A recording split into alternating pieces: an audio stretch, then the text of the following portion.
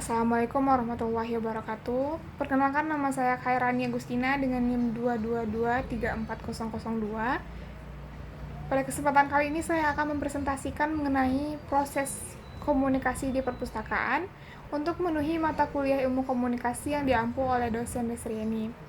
Baiklah, sebelum masuk ke dalam proses komunikasinya, terlebih dahulu kita harus mengetahui apa itu komunikasi.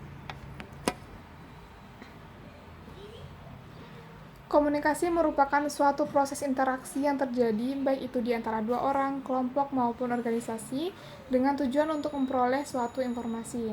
Sedangkan pada perpustakaan, komunikasi perpustakaan terjadi merupakan suatu interaksi di dalam ruang lingkup perpustakaan yang seringkali terjadi di antara pustakawan dengan pemustaka dalam menyampaikan maupun memperoleh berbagai informasi yang dibutuhkan. Perpustakaan dalam menjalankan kegiatannya sebagai suatu lembaga yang identik dengan melakukan pengumpulan, pengolahan, dan penyebarluasan informasi, pasti tidak akan lepas dari yang namanya komunikasi. Dalam hal ini, komunikasi memiliki peran penting, yakni sebagai sarana hubungan antar manusia. Di dalam perpustakaan, komunikasi pasti terjadi baik di dalam antara pustakawan dengan pustakawan lain maupun antara pustakawan dengan pemustaka. Dalam hal ini, komunikasi yang terjadi berkaitan dengan memberikan dan memperoleh berbagai informasi yang dibutuhkan.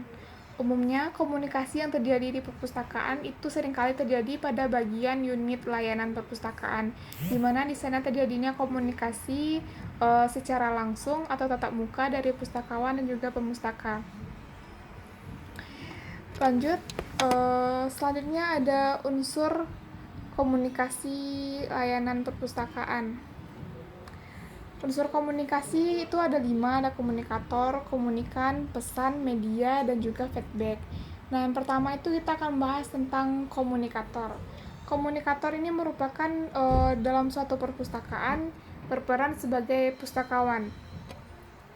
Dalam ruang lingkup perpustakaan, pustakawan berperan sebagai komunikator. Maka dari itu, sebagai komunikator, sangat penting untuk menyampaikan dan menyediakan informasi-informasi atau pesan yang dibutuhkan oleh pemustaka. Bukan itu saja, pustakawan juga dituntut untuk memberikan layanan yang prima kepada pemustaka. Bagi pustakawan dalam menyediakan berbagai informasi, terlebih dahulu harus mengetahui informasi apa saja yang dibutuhkan oleh pemustakanya.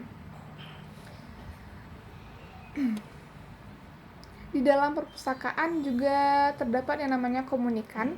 Komunikan merupakan pemustaka dalam suatu perpustakaan, di mana pemustaka adalah orang atau sekelompok orang yang membutuhkan berbagai informasi yang ingin mereka cari di dalam perpustakaan tersebut. Agar informasi yang didapatkan oleh pemustaka lebih akurat dan efektif, maka dia harus membutuhkan peran pustakawan untuk itu. Selanjutnya ada pesan. Pesan tersebut berupa informasi-informasi baik yang diberikan oleh pustakawan maupun informasi yang diperoleh oleh pemustaka.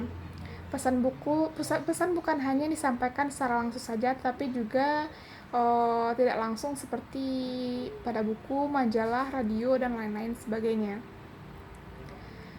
Namun di perpustakaan, pesan yang disampaikan maupun yang didapatkan seringkali berbentuk lisan atau langsung. Terkadang cara penyajian pesan pun juga menyangkut bagaimana pustakawan dapat memanfaatkan lambang-lambang komunikasi baik verbal maupun non-verbal dan menambahkan emosi di dalamnya.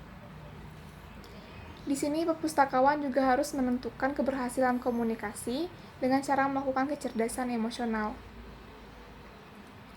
Pada proses komunikasi di perpustakaan, selain ketiga atau keempat unsur yang komunikasi seperti komunikator, komunikan, pesan, terdapat juga media.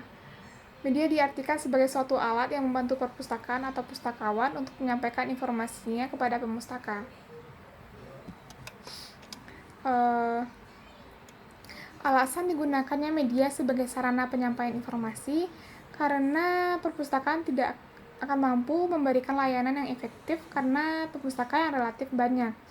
Maka untuk keefektifan proses penyampaian informasi, seorang pustakawan harus menyediakan media atau alat untuk menyampaikan pesannya agar pesan yang disampaikan lebih mudah dimengerti oleh para pemustaka. Pada zaman sekarang ini sudah jarang sekali kita temukan atau kita jumpai proses penyampaian pesan dilakukan secara manual.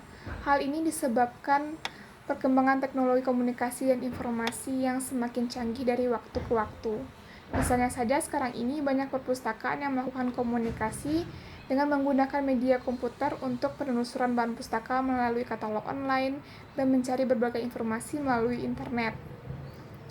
Dengan adanya pesan yang disampaikan dan diterima, maka baru muncullah yang namanya feedback, yaitu adalah efek yang terjadi antara atau akibat pesan yang diterima.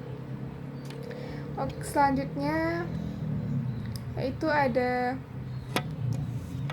proses komunikasi di perpustakaan, di mana tadi melibatkan pustakawan, informasi, media cetak atau elektronik, pengguna perpustakaan, dan optimalisasi penggunaan. Nah, di sini dalam proses komunikasi di perpustakaan yang bertindak sebagai komunikator yakni adalah pustakawan yang bertugas menyampaikan pesan-pesan baik secara langsung maupun tidak langsung. Pesan yang disampaikan oleh pustakawan tersebut berupa informasi mengenai berbagai ilmu pengetahuan dan informasi lainnya. Untuk menyampaikan pesan tersebut, media yang digunakan oleh pustakawan biasanya berupa koleksi perpustakaan, baik dalam bentuk tercetak seperti buku, majalah, jurnal, surat kabar, dan lain-lain sebagainya. Komunikan yang menjadi sasaran komunikasi adalah masyarakat pengguna perpustakaan sesuai dengan jenis perpustakaannya. Adapun efek yang ingin dicapai oleh komunikator dengan pemberian informasi tersebut adalah agar pengetahuan, sikap maupun perilaku komunikan dapat berubah. Selanjutnya terdapat proses komunikasi yang terjadi di lingkungan perpustakaan. Itu yang pertama ada bagian referensi, terjadi proses pendidikan dan antar persona, dan di ruang bermedia terjadi komunikasi bermedia, dan yang terakhir bagian pelayanan peminjaman koleksi terjadi proses komunikasi antar persona. Nah, di sini komunikasi antar persona di perpustakaan adalah suatu komunikasi yang terjalin di mana pustakawan dapat mengenal lebih pemustaka ataupun mengenal lebih diri pribadi pustakawan. Melalui komunikasi antar persona inilah seorang pustakawan dapat membina, memelihara, dan lain-lain sebagainya. Selain daripada itu, dengan komunikasi antar persona ini juga pustakawan mampu maupun pemustaka masing-masing dapat bertindak sebagai sumber maupun penerima pesan atau informasi. Jika komunikasi bermedia, yakninya komunikasi yang terjadi atau terjalin di dalam ruang lingkup perpustakaan dengan menggunakan media sebagai sarana perantara penyampaian pesan atau informasi. Contohnya saja yakni surat, telepon, poster, brosur, radio, dan lain-lain sebagainya. Baik, selanjutnya kita akan membahas tahapan proses komunikasi perpustakaan. Nah, bagi perpustakaan, proses komunikasi yang mereka jalankan bukan sekedar komunikasi internal saja, tetapi juga eksternal.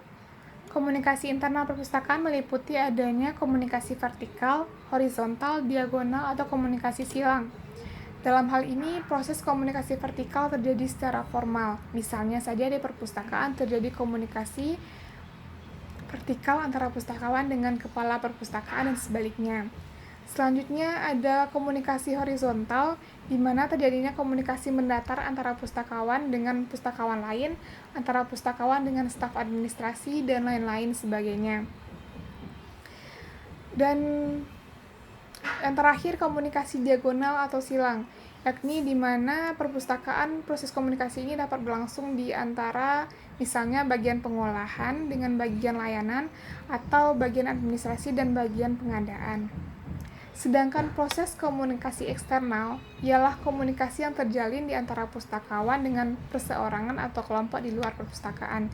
Biasanya proses komunikasi ini sifatnya timbal balik, seperti terjadinya komunikasi antara pustakawan dengan masyarakat ataupun dari masyarakat kepada perpustakaan.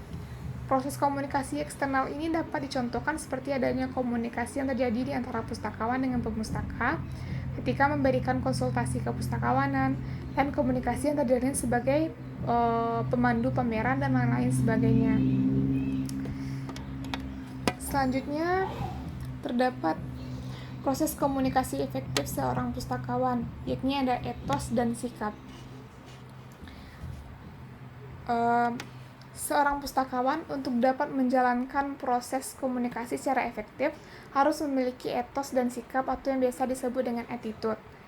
Etos itu sendiri merupakan pandangan hidup secara khusus yang harus dimiliki oleh seorang pustakawan agar dapat memberikan pelayanan yang baik kepada pemustaka. Sementara itu, sebagai pustakawan terdapat 5 sikap yang harus dimiliki agar dapat berkomunikasi secara efektif. Di antaranya, yakni yang pertama, reseptif, yang merupakan adanya kesediaan pustakawan untuk menerima masukan dari orang lain. Yang kedua itu ada selektif, yaitu di mana seorang pustakawan harus selalu efektif dalam menerima masukan. Yang ketiga itu dijektif, yaitu adanya kemampuan pustakawan dalam mencerna gagasan atau informasi dari orang lain sebagai bahan untuk pesan yang akan disampaikan. Yang keempat ada asimilatif, yakni kemampuan pustakawan dalam mengorelasikan gagasan yang diterima dari orang lain secara sistematis dengan apa yang telah dimiliki dalam pemikirannya. Dan yang terakhir adalah transmisif, yaitu kemampuan pustakawan dalam merealisasikan konsep yang telah diformulasikan secara kognitif.